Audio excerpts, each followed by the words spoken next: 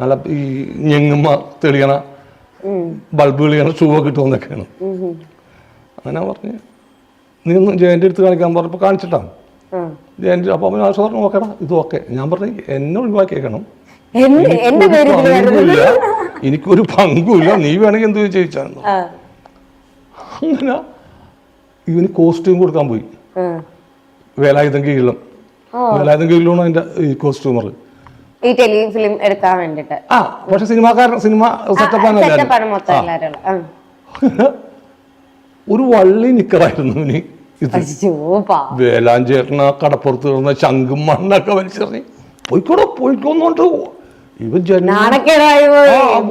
വള്ളി നിക്കറിട്ട് അവനേക്ക് വന്നു.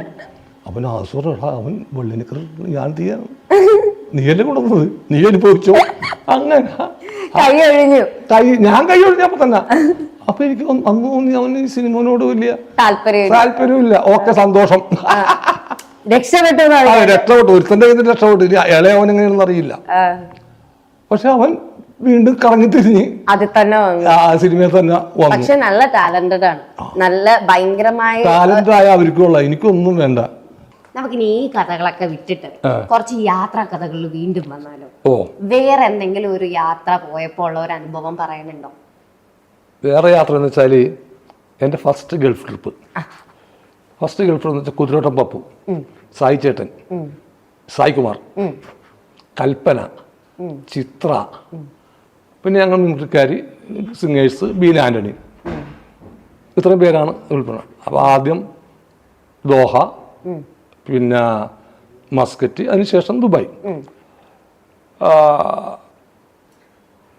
ദുബായിൽ ചെന്ന് ദുബായിലൊരു ഹോട്ടലിൽ ഞങ്ങൾ താമസം നോക്കി. അപ്പോൾ 15 ദിവസം ഉണ്ട് അവിടെ ദുബായിൽ. 95 പറയണം. അപ്പോൾ അവിടെ ഒരു ഇറാനി ഉണ്ട്.